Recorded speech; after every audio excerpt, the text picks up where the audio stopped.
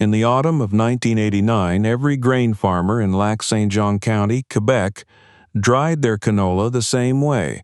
This was not a preference. It was the shape of the land, the shape of the short season, the way the frost came early off the lake, and the way the harvest window collapsed sometimes to 10 days between green and frozen. Bouchard and Frere's propane dryers, tower units, 3-pass design, sold and serviced out of a dealership on Route 169 called Agri Nord Equipment. That was what you bought. That was what your neighbor bought. That was what your father would have bought if tower dryers had existed when he was cutting hay in the 1950s. Not because anyone had compared alternatives, because the alternative was a wet bin and a ruined crop and a winter spent explaining to the bank why you needed an extension. Let me tell you about Armand Leclerc, because you need to understand the man before you can understand what he built over 11 years in a shed behind his machine barn. Armand was 54 years old in 1989 and had farmed the same 800 acres outside of Saint-Félicien for 26 years. His father, Gerard, had cleared the first 200 acres himself starting in 1947, breaking rock and pulling stumps with a team of Percherons before he could afford a tractor. Gerard had died in 1981 with the deed to the property in his hand, which is not a figure of speech. He had asked to see it that morning and had been holding it when he went. Armand had been there. He was 30 years old, and he had taken the deed from his father's hands without saying anything, and he had folded it and put it in his jacket pocket, and he had gone out to the barn and finished the morning chores because the cows did not care what had happened in the house, and because that was what Gerard would have expected. Armand ran a mixed operation. Canola winter wheat, a dairy herd of 62, and a few acres of forage to support the herd through the winter. He had installed his first grain dryer in 1979, a used superb cross-flow unit he had bought from a retiring farmer in Roberval for $4,000 and spent the following winter rebuilding on his own shop floor. He had the service manuals from Superb's Canadian distributor, a set of bearing pullers he had borrowed from the John Deere dealer in town and never quite returned, and a habit of writing things down that he had inherited from his father, who had kept a daily log in brown notebooks since 1948. By 1989, Armand had 2 Superb units running, both rebuilt by his own hands, both documented in a set of green 3-ring binders on the shelf above his welding bench. He understood grain drying the way farmers understand things they have fixed with their own hands in the dark in November, not academically, materially. The man who ran Agri Nord Equipment was named Victor Sauvé, and Victor Sauvé was everything Armand was not in the way that dealership success tends to produce.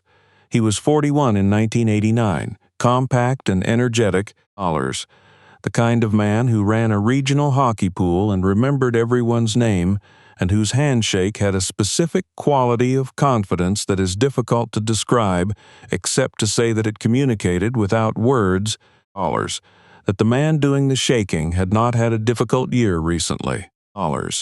He had built Agri Nord from a single service bay into a 14-employee operation over 12 years. He had the Bouchard and Frere's line exclusively, had service agreements with 4 agricultural cooperatives in the region, and had placed somewhere north of 300 tower dryer units across Lac-Saint-Jean and Saguenay counties since 1982. When Victor Sauvé told a farmer what dryer to buy, the farmer bought it. That was how the county worked. That was the gravity. Now let me tell you what Victor Sauvé did with dryer units that failed under warranty. The Bouchard and Frere's tower units were not bad machines. They were well engineered for the grain volumes and moisture conditions they had been designed for, which were the flat, dry conditions of southern Saskatchewan, where the company had been founded and where most of their testing had been done. Lac-Saint-Jean was not southern Saskatchewan. The harvest season came later, the ambient humidity was higher, the canola came in wetter, sometimes at 16 or 17% moisture when the specifications assumed 14 dollars. And the propane burner assemblies on the tower units, specifically the heat exchanger baffles and the combustion chamber liners, had been designed for dry air combustion cycles. In a high humidity season, condensation formed on the baffles during cool down between loads. Over 2 or 3 seasons, the condensation and the residual grain dust combined into a paste that corroded the liner steel from the inside. You could not see it happening. You would not know until the liner failed, and when it failed fast. When a Bouchard unit failed under warranty, Victor's protocol was to pull the heat exchanger assembly, ship it to the distributor in Montreal, collect the warranty replacement, and reinstall. The failed assembly came back from Montreal marked unserviceable. In distributor language, that meant the cost of repair exceeds the cost of replacement. Victor translated this into his own language, which was scrap. Except Victor Sauvé did not scrap them, he stacked them. He had a storage bay at the back of his main building, concrete floor, steel shelving, good roof, where he put parts that had no immediate destination. The failed heat exchanger assemblies went there. By 1991, there were 9 of them. By 1994, there were 22. By 1998, there were somewhere between 35 and 45, depending on how you counted the partial units and the loose baffle stacks and the burner heads that had been pulled separately and set on the lower shelves. Victor was not keeping them for any reason he could have named. He had not gotten around to disposing of them. That is not the same as keeping them, but the result, as Armand Leclerc would eventually observe, is the same. Let me tell you about what Armand had been noticing quietly since about 1985. Armand had watched the Bouchard failures accumulate across the county the way a man watches the water line on a riverbank, not with alarm, with attention. He knew why they were failing. He had talked to the agronomist at the MapPack office in Roberval, who had mentioned the humidity differential between Lac-Saint-Jean conditions and the manufacturer's design baseline. He had obtained the Bouchard technical specifications through the parts counter at Agri Nord, had read them carefully, and had noted that the combustion chamber liner was rated for a maximum of 400 thermal cycles at 85% relative humidity before inspection was recommended.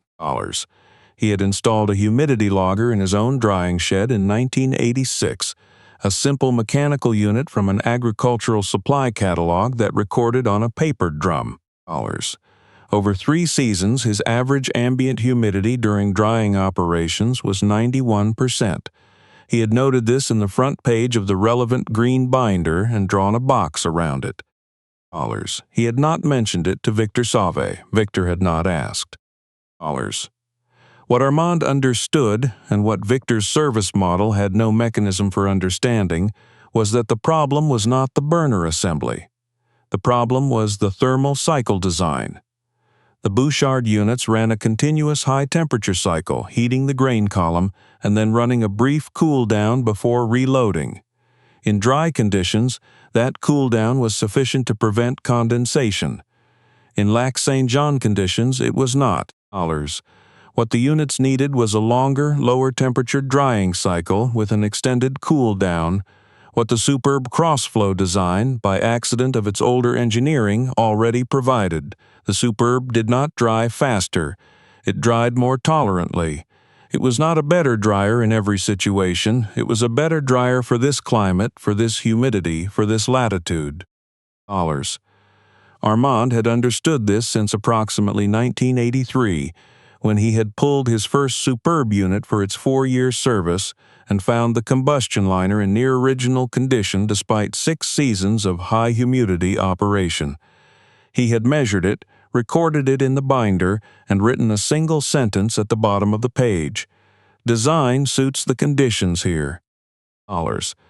In the summer of 1993, Armand drove to Agri Nord Equipment on a Wednesday morning to order a set of burner orifice jets for his own units. While he was waiting at the parts counter, he asked the counterman about the storage bay he had noticed at the back. The counterman said it was just parts storage, nothing special. Armand collected his orifice jets and drove home. That evening, he called Victor Sauvé. He told Victor he had heard there were failed heat exchanger assemblies in the storage bay. Victor confirmed there were and asked how Armand had heard. Armand said the county was not large. He told Victor he thought he could use them. Not all of them, but some. He explained that the Bouchard combustion chamber housings were fabricated from the same gauge of steel as the Superb units, and that he had been thinking for some time that a rebuilt Bouchard unit, replacing the failed liner and baffles with a modified thermal cycle configuration, might produce a dryer that would outperform the original in their specific humidity conditions. He said he would take the assemblies off Victor's hands, clear the storage space, and if his rebuild worked, he would let Victor know what he found. The silence on the other end of the line lasted about 5 seconds. Then Victor Sauvé made a sound that was not quite a laugh and not quite a dismissal, but was somewhere between the two. The sound a man makes when he is trying to decide whether to be polite about something he considers not worth his time. Victor told him the assemblies were beyond repair. He told him that the liner corrosion was structural, that no manufacturer would support a field modification to a combustion system, and that the liability exposure alone made the idea impractical. He said that Armand was welcome to spend his winters however he chose, but that Victor would want nothing in writing connecting Agri Nord to whatever Armand produced.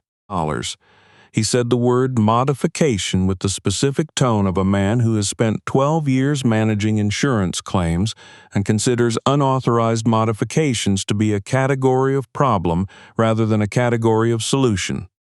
Armand said he understood. He asked if he could have the assemblies. Victor said he could take whatever he wanted. It would empty the storage shelves, which his parts manager had been asking him to do for 2 years anyway. Let me tell you about the 11 years that followed, because they are the reason this story is still repeated in Lac-Saint-Jean.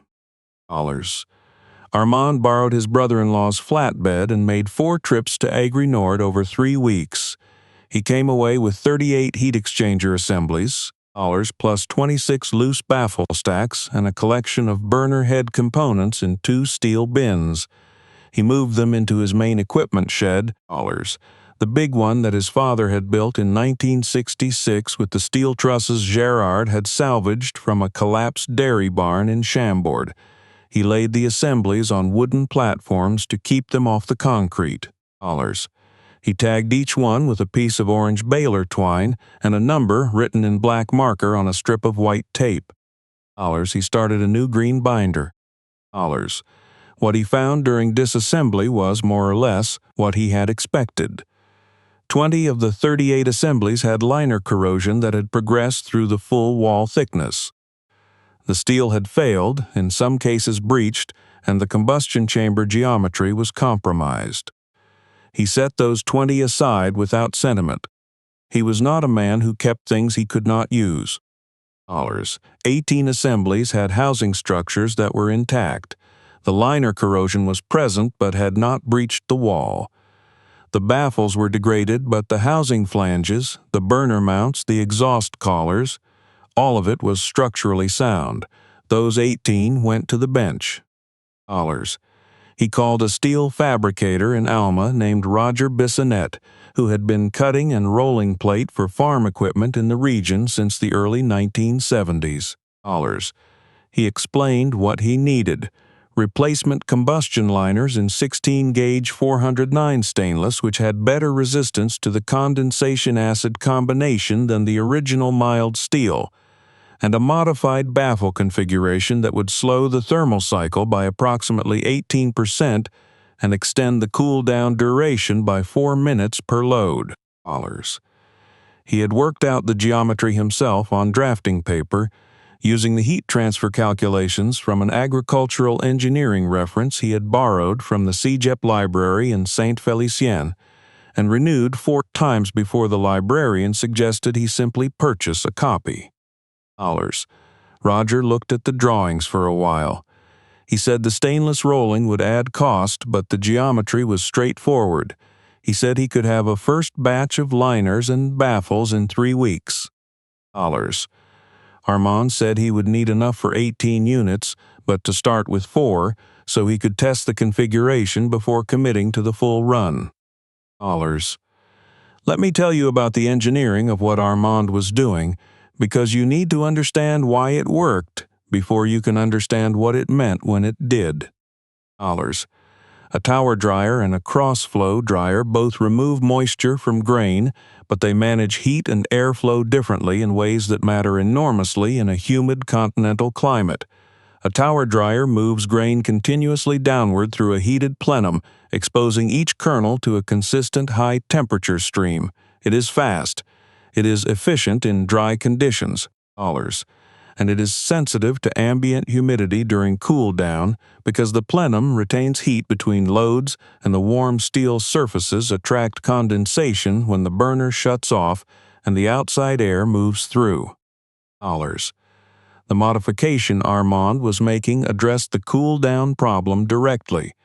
By slowing the thermal cycle, running lower peak temperatures for longer, and extending the cool-down with a low-volume airflow rather than a complete shut-down, he eliminated the condition that caused condensation to form.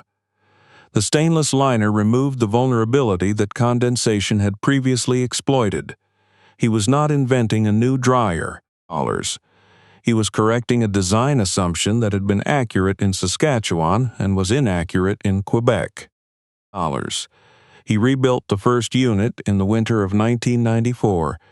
He tested it through the following harvest season on his own operation, running it alongside one of his superb units and keeping parallel records of fuel consumption, drying time per ton, and liner condition at the end of each day.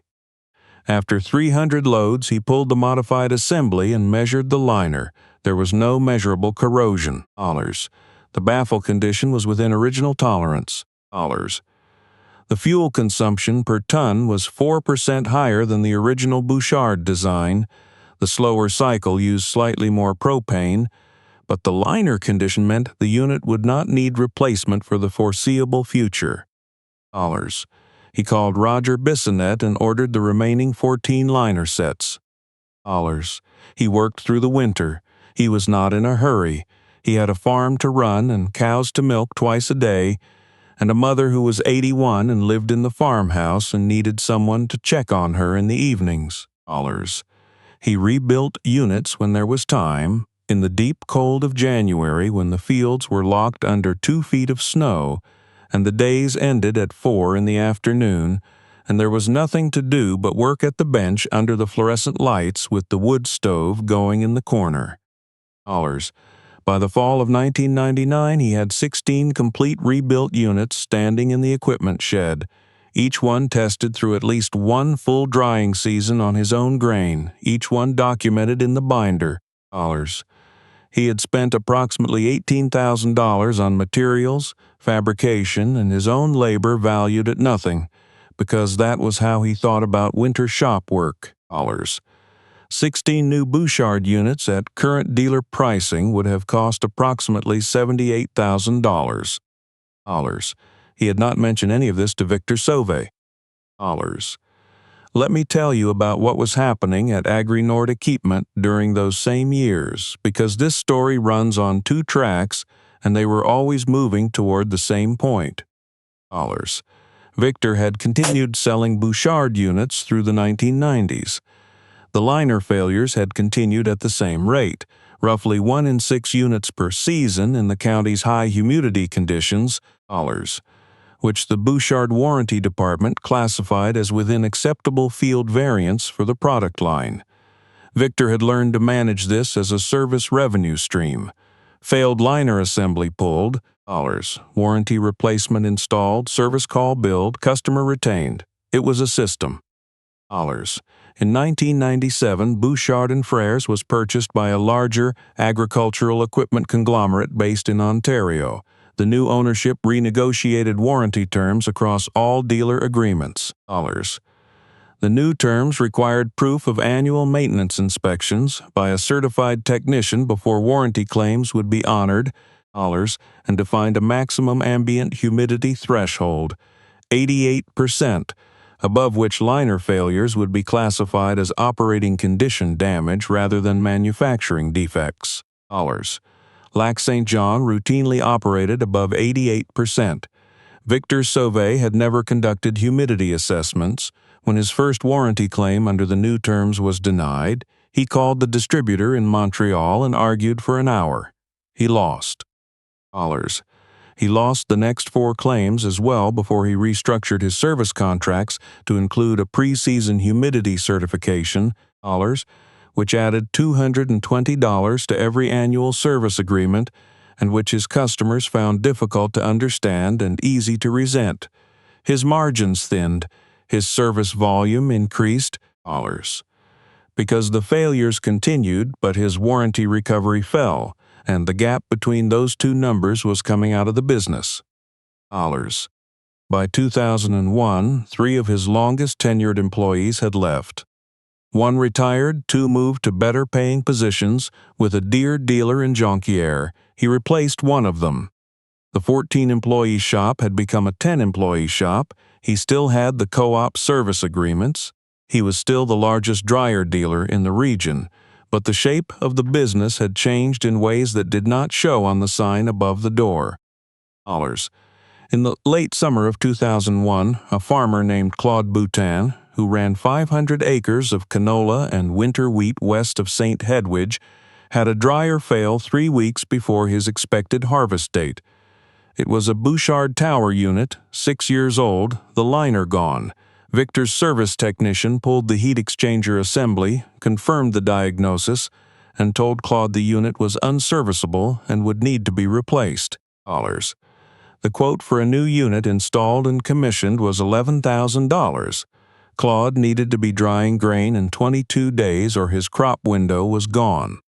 Claude Boutin called Armand Leclerc that evening.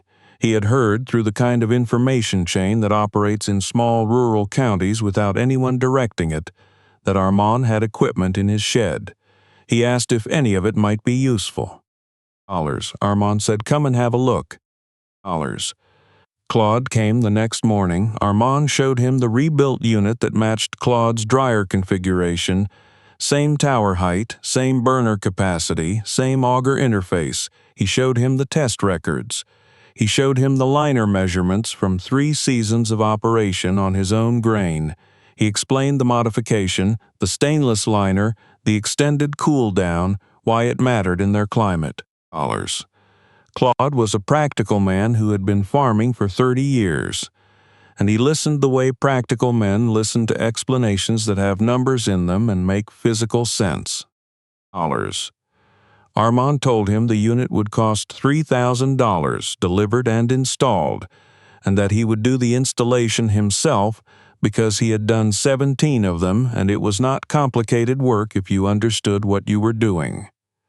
He told Claude that if the unit failed in the first 2 seasons for any reason related to the rebuild, he would make it right at no additional cost. Claude said yes without a long pause. Armand installed the dryer on a Tuesday. It ran.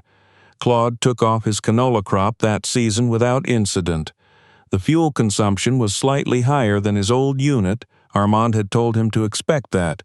But the liner, when Claude pulled the access panel at the end of the season as Armand had instructed, showed no corrosion. Word moves in a small county the way a front moves across the lake. You cannot see it coming until it is already there. By the harvest of 2002, Armand had placed 5 of his rebuilt units with neighboring farmers. By the spring of 2003, he had placed 9. Not one of them had required a callback. He kept the installation records in the binder, 1 page per unit, the same format his father had used for equipment logs since 1948. Let me tell you about what Victor Sauve heard, because men who have run a dealership for 20 years hear things in a specific way. 3 different people told him about Armand's units on the same morning at the co-op in Roberval, each of them believing they were the first to mention it. Victor drove to the Leclerc farm on a Thursday in October of 2003. He did not call ahead. He came up the lane in his truck, and Armand was coming out of the machine barn with a hydraulic fitting in one hand and grease on both of them, and Victor got out and stood by his hood with his hands in his pockets and said he had been hearing things.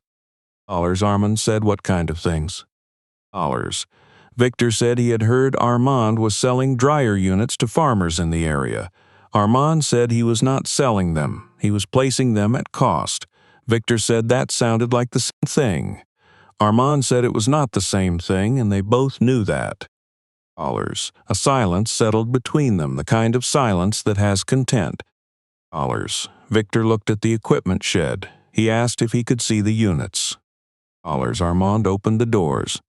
The rebuilt units were on their platforms, tagged and numbered, the green binders in a row on the shelf above them. Victor walked the length of the shed slowly. He lifted one of the binders down and opened it. He looked at the liner measurements, the thermal cycle logs, the installation records. He turned to the page with the stainless specification and the baffled geometry drawing that Armand had sketched in pencil on drafting paper and then traced in ink. He looked at that drawing for a moment. He set the binder back. He crouched down next to the nearest unit and looked at where the liner met the housing flange. He ran his thumb along the weld. He stood up and said without turning around, "I told you those were unserviceable." "You did." Victor said, "How many are running?" Said 9, 0 problems. Victor did not say anything for a while. He walked back to the shed door and stopped there, looking out at the yard. Then he said that he wanted Armand to understand that placing modified combustion equipment created liability exposure that neither of them could fully assess. Armand said he had spoken with his insurance broker and with a lawyer in Roberval, and that he was comfortable with his position. Victor nodded once. He walked to his truck. He sat there with the engine running for a moment. Then he rolled his window down and said, "The stainless liner, that was your idea?" Armand said it was. Victor nodded again and drove away. Now let me ask you something. Have you ever watched a man drive down a lane knowing that the things he had written off as garbage had spent a decade becoming something he could not replicate? Because Victor Sauve drove 23 kilometers back to Agri Nord that afternoon, knowing that the heat exchanger assemblies he had given away to clear his storage shelves had been rebuilt into running equipment by a farmer with a set of drafting pencils and a library book and a fabricator in Alma who could roll stainless to tolerance. He drove back knowing that 9 of his former customers were drying grain with those units. He drove back knowing that Armand had understood the humidity problem in 1985 and that Victor's business model had no mechanism for understanding it at all. That is a specific kind of knowledge. It arrives all at once and does not get smaller. Let me tell you about the years that followed, because the story does not end at that shed door. Agri Nord Equipment closed in the spring of 2005.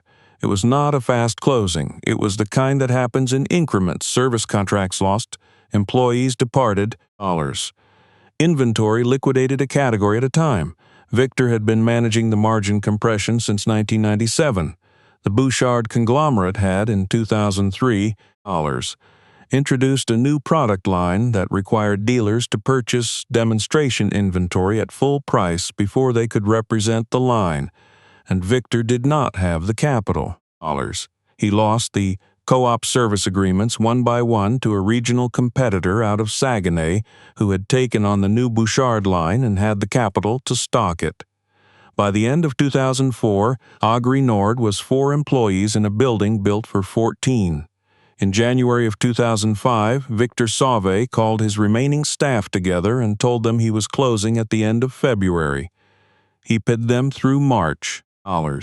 He sold the building and the parts inventory to the Saguenay competitor and retired to a house in Roberval near the water. He planted a large vegetable garden. He did not discuss grain dryers. Armand Leclerc heard about the closing from Claude Boutin, who had heard about it at the co-op. Armand was 69 years old by then and had farmed his ground for 41 years. He had placed 14 of his rebuilt units with farmers in the county over the preceding 4 years. 2 units remained in the shed. He had not had a single failure in any of the 14. His daughter, Mireille Leclerc, had been farming alongside him since 2000.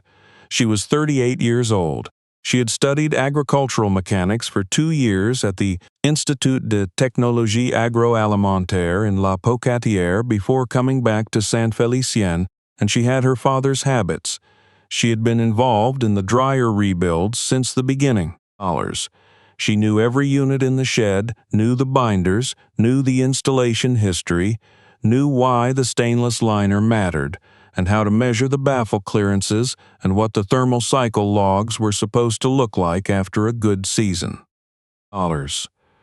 When Armand's health began to pull him back from the harder physical work in 2007, Mireille moved forward to fill that space. When the farming operation passed to her in stages over the following years, the shed and everything in it passed with it. Let me tell you about what Mireille did with what her father left her. She did not treat the 2 remaining units as the end of something. She treated them the way Armand had treated the original 38 failed assemblies, as material that had not yet become what it was capable of being. She pulled both units from storage, disassembled them, inspected every weld and every surface, replaced the burner orifice components that had degraded during the years of storage, and returned them to the platforms with updated documentation. She added a section to each binder recording the storage inspection results and the replacement components. In 2009, a farmer named Bernard Talbot, who grew 400 acres of canola north of Dolbeau Mistassini, had a dryer failure 2 weeks before his harvest window. He was 62 years old. He had bought his Bouchard unit from Agri-Nord in 2001 and had been dealing with the Saguenay competitor for service since Agri-Nord closed. The competitor's quote for a replacement unit was $13,000 installed. Bernard Talbot drove to the Leclerc farm and asked Mireille about the units he had heard about from Claude Boutin. Mireille showed him the shed. She showed him the binders. She showed him her father's original thermal cycle logs from 1994 and the installation records from 2001 through 2005. She showed him the baffle geometry drawing on drafting paper, the pencil lines still visible under the ink her father had traced over them, with the handwritten dimensions in the margins. Bernard looked at the drawing for a long time. He said, "Your father designed this himself." Mireille said he had worked it out from a heat transfer reference he had borrowed from the Sagep library. How old was he? Mireille said, 58, same age you are now, near enough. Bernard said he would take the unit. Mireille installed it on a Saturday in August. She had watched her father do it enough times that the work was familiar, but it was the first installation she had done entirely on her own, and she was deliberate about it in the way that first times require. She recorded everything in the binder. The unit ran without incidents through that harvest season and every season since. Let me tell you one last thing about Armand Leclerc because he earned it. Armand died in February of 2014 at the age of 78. He had farmed for 50 years. He had run his own grain drying operation for 35 of those years without a single unit failure that had not been corrected on his own bench. The last entry in his dryer binder was dated October of 2013, 4 months before he died. He had pulled the heat exchanger assembly on his oldest running unit, a superb cross flow he had rebuilt in 1983 for its scheduled inspection. The liner measurements were within 1 millimeter of the readings he had recorded at the previous inspection in 2008. He wrote the numbers down in his careful vertical handwriting and added a note at the bottom of the page, still within spec, good for another 5 years at minimum. His funeral was held at the church in Saint-Félicien on a Thursday morning in late February. It was cold, the kind of cold that comes off the lake and makes the air feel thin. There were 180 people there, which for a farming community in that part of Quebec in February is a large number. Claude Boutang was there. Bernard Talbot was there. Most of the 14 farmers who had Armand's rebuilt dryers on their operations came, which meant they had driven in from St. Hedwige and Dolbeau and Normandin in the cold because that was what the occasion required. Mireille sat in the front pew with her husband and their son, a boy of 12 named Louis, who had been coming to the shed with her since he was old enough to carry a wrench without dropping it. Victor Sauvé was there. He sat near the back. He was 66 years old and had been retired for 9 years, and had the look of a man who has made peace with most things and is not entirely certain he has made peace with all of them. After the service, during the gathering in the parish hall, he stood with a cup of coffee near a table where Mireille had arranged photographs of Armand. There was a photograph of Armand on his tractor in 1978. There was a photograph of Armand and his father Gerard standing in front of the equipment shed in 1968. And there was a photograph taken by Armand's wife, Colette, sometime around 1996, showing Armand in the shed with a rebuilt heat exchanger assembly on the bench in front of him. The stainless liner visible and bright against the older steel of the housing, Armand looking at the weld seam through his reading glasses with the focused expression of a man checking something he already believes is right but needs to confirm. Victor stood in front of that photograph for a while. Mireille noticed him there. She did not go over. She waited to see if he would come to her. He did eventually. He held his coffee cup with both hands and looked at her and said he was right about the humidity. In 1993, when he called me, he knew then. Mireille said he knew in 1985. The call was just when he thought you were ready to hear it. Victor nodded. He finished his coffee. He left without staying for the food, the way people sometimes leave when they have said the thing they came to say and there is nothing useful to add to it. Louis Leclerc, Mireille's son, is 22 years old now. He spent 3 years studying mechanical engineering at Université Laval in Quebec City before deciding that what he wanted to engineer was already on his grandmother's farm. He came back to Saint-Félicien 2 years ago. He has been talking to Mireille about variable speed auger drives and real-time moisture sensing integration for the rebuilt units, technology that would allow each dryer to modulate its cycle based on the incoming grain moisture rather than running a fixed program. He has printed out research papers from Laval and spread them on the kitchen table the way Armand once spread his drafting paper. Mireille has read the papers. She has asked good questions. She has told Louis that the fundamental engineering his grandfather did is sound enough to build on, which is not a small thing to say about work done with a library book and a fabricator in Alma 30 years ago. The green binders are still on the shelf in the equipment shed. There are 11 of them now, some of Armand's and some Mireille's, the spines marked in different handwriting. Armand's handwriting was vertical and precise. Mireille's is smaller and leans slightly left. Louis's, which has begun to appear in the most recent pages, is a mix of print and cursive that has not entirely decided what it wants to be. The earliest binder is from 1979, and the cover is held on with a strip of green hockey tape. No one has thrown it away. No one has suggested scanning it, or not seriously. The shed that Gérard Leclerc built in 1966 is still standing. The steel trusses from the collapsed barn in Chambord are still doing their work. On the north wall, next to the welding bench and above the shelf with the binders, Colette's photograph has been in the same place since Mireille hung it there after Armand died. Armand at the bench, the liner bright under the fluorescent light, the reading glasses, the expression of confirmation. Victor Sauvé is still in Roberval. His garden, by all accounts, does well. He has not been back to the Leclerc farm since October of 2003 when he stood in the shed and read the binder and said what he said.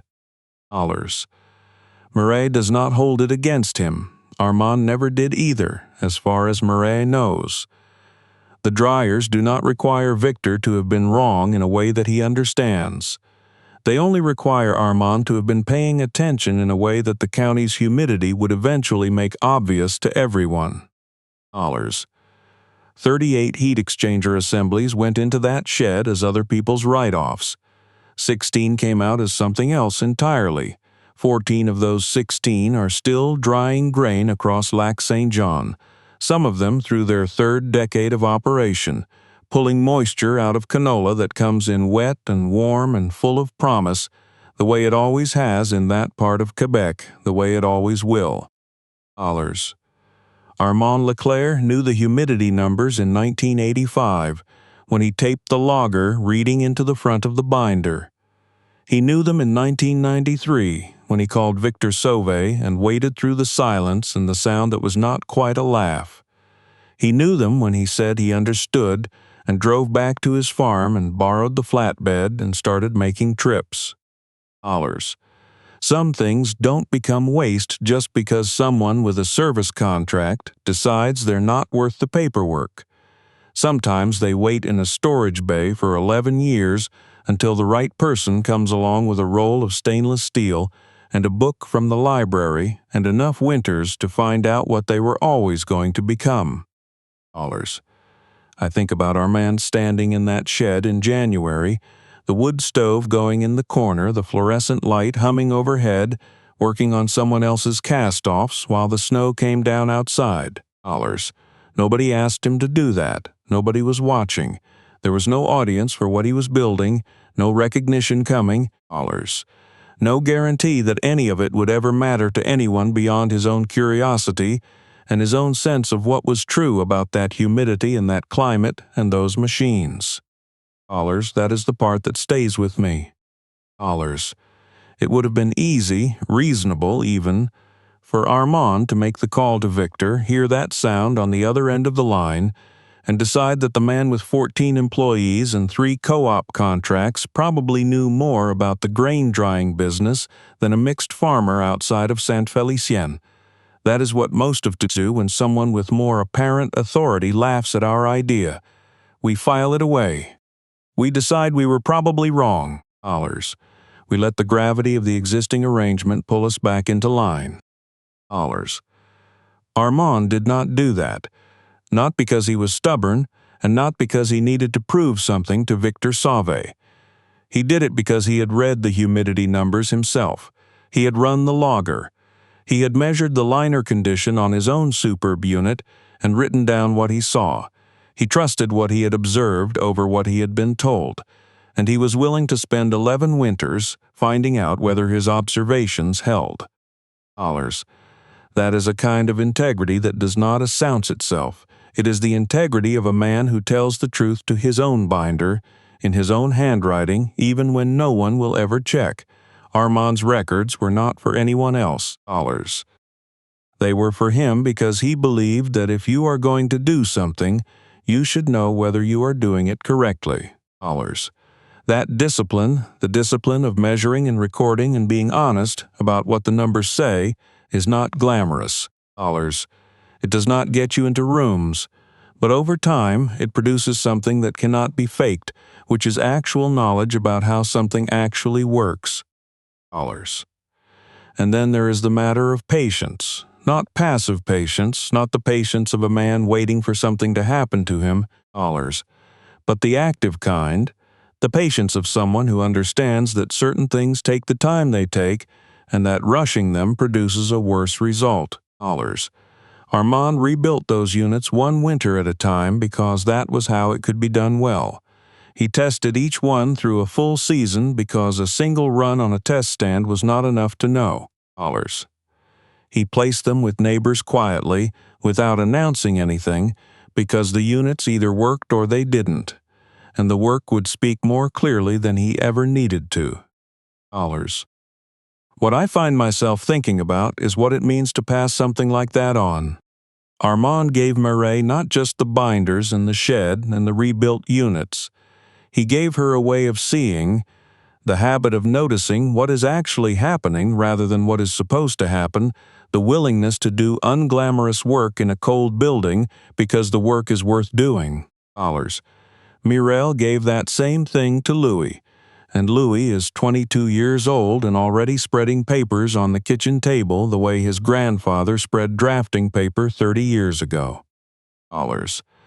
That is how things that matter actually move through time, not through announcements, through example and patience, and the kind of quiet honesty that doesn't need anyone watching to keep going.